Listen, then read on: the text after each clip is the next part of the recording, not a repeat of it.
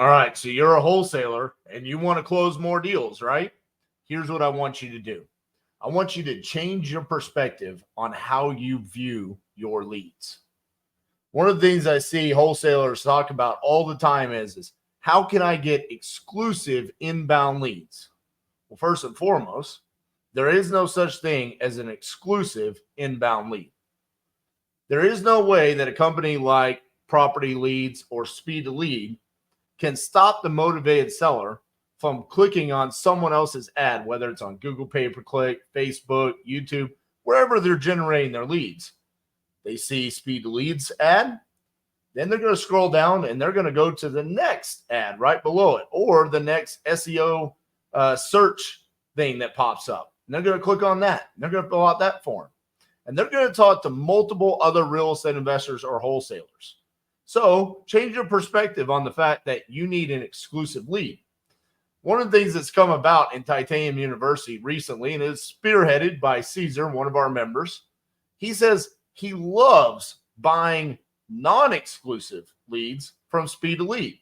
He said the reason why he's having a lot of success with that right now is because he'll be the fourth, fifth, sixth different wholesaler that comes along and talks to that motivated seller.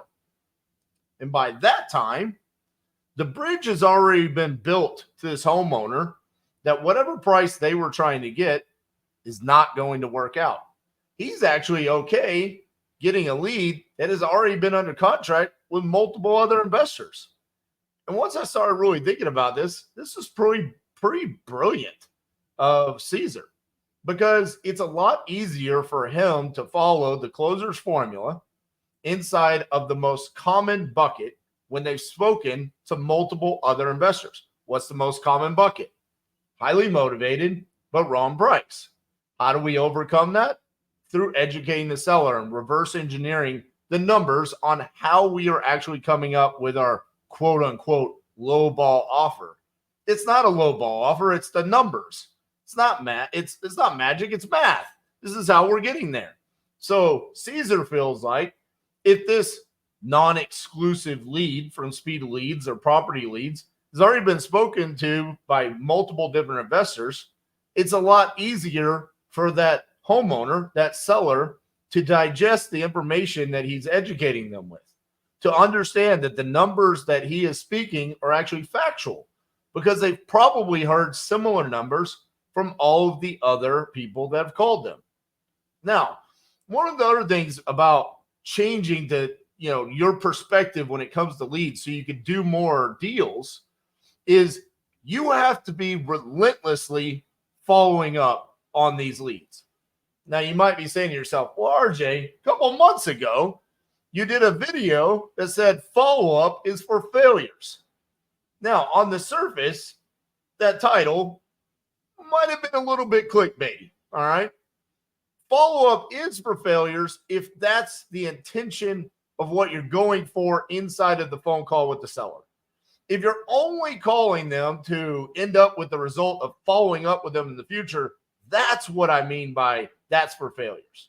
Anytime you get the seller on the phone, your intention should be to close the deal. That's what makes you a closer.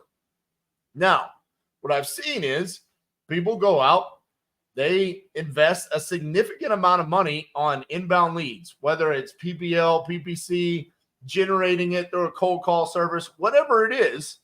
Lead generation is not cheap, but their follow-up treats it as if it's cheap.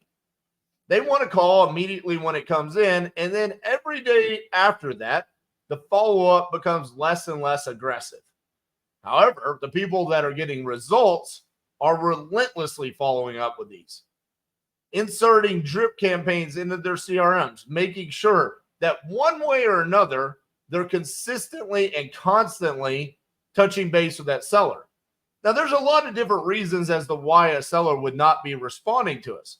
Sometimes they fill out a form on the internet just to get an idea, and then they realize I have to have a conversation. I'm not ready to have that conversation because I'm not ready to close. This is very common in probate, inherited properties, things like that, where it's like, okay, I know I now have to sell this unwanted property, but I'm not ready to. I don't have the rights to sell it yet. We haven't gone through the entire probate process. Yet we're relentlessly following up, whereas some people will get that lead, follow up for 1 or 2 days, and then give up on it and say, I can't get a hold of them. However, inside of Titanium University, what we're seeing now is we're closing deals. And by we, I mean not just Titanium Investments. I mean community-wide, we're closing deals from months back. All the way to, I think, last week, someone closed a lead from January. That's 9 months of follow-up. Now, were they consistently following up with a phone call every single day? No. They tapered off, and there was a strategy behind it, but they had emails going out, they had texts going out, and they were consistently following up. And because of that, when the seller was prepared to close and ready to have that conversation, the first person they called was Caesar. That's what led to that close. So he likes the non-exclusive leads. He likes it when the motivated sellers are talking to other investors, wholesalers, whatever you want to call them. And he's completely okay with not being able to get a hold of these sellers right away. This is what's leading to the results that he's getting right now. Now, I want you to look at your own closing process and really ask yourself, am I relentlessly following up with these? Am I treating each one of these leads like it's gold? Even though you're paying for it like it's gold? Probably not. You could do a better job with relentlessly following up with these leads and changing your perspective, not prejudging these leads.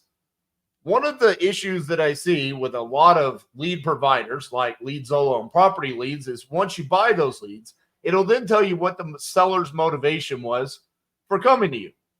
And a lot of times what happens is the closer will predetermine whether or not the seller is motivated. And so they'll kind of fast forward through the closer's formula. They won't really ask that second, third, fourth question to find out the pain and motivation on why they want to sell the property. And because of that, they're not digging deep enough and they're not truly finding out what bucket the seller falls in, which realistically, one of the most important things that we can find out is the motivation on why this seller is wanting to sell the property. But yet we're prejudging it. Maybe it says, I want to sell the house without showings. I want to sell the house without a realtor. And what they're not finding out, because they're predetermining, oh, this is just someone that wants full retail. This isn't going to work out for me. And they're kind of going through the motions, but not treating it like gold, and they prejudged it. They're not getting to the close. So one of the things that we do here at Titanium Investments is we will reassign a lead, and we'll actually take away the seller's motivation tab. So the closer cannot see that. So they can't prejudge it, and they have to go in and they have to ask the questions. So what makes you want to sell the property? Why are you looking to sell? Oh, I see. Follow-up question. Follow-up question. Now we're digging deeper. Open-ended questions, finding out the true motivation this seller has. And then suddenly we see results. Now, we never want to purposely elongate the closing process because every day that goes by, there's a chance that someone else is going to come along and buy the property, okay? But what I will say is as time progresses, majority of people are not going to consistently follow up, and it does give you an opportunity to be the one person that stands out amongst the masses. So don't prejudge these leads, consistently follow up with them, and find out why they're looking to sell. Another thing is reassign those leads throughout. Even if you're by yourself, reassign it to a new phone number. One of the things I've noticed is if I start calling from my line, okay, and this is my office line, 817-710-8689. That's how it shows up on the caller ID. If they see that being called every single day, just changing it to, hey, I've been following up with this person for 2-3 weeks and they haven't answered. Now I'm going to call from my cell phone, 817-915-68. Just kidding. You can find it on other videos. I call from my cell phone. Suddenly, it'll get an answer. Maybe I'll get a text back, which I couldn't get through my landline. This is kind of just resetting it. resetting everything that's gone on with the communication, and maybe that could lead to you getting a hold of the seller. Be creative in your ways of trying to get in touch with these sellers, because if you are not doing everything possible, you're doing a disservice to yourself. So what are the things that you could do to close more deals? First and foremost, get rid of the mindset that you only want exclusive inbound leads. There is no such thing. 2, relentlessly follow up with them. Like actually relentlessly follow up.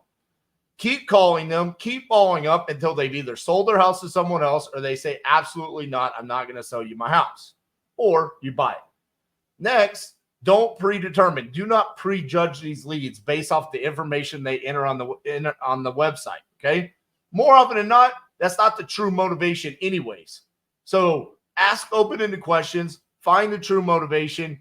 That leads to more closes. And reassign. Even if you're by yourself, call from a different phone number. Go get a Google Voice number. Get a call rail number. Do something that makes it seem like this is someone else following up, not just the same person day in, day out. You do these things, I promise you, you're going to close more deals.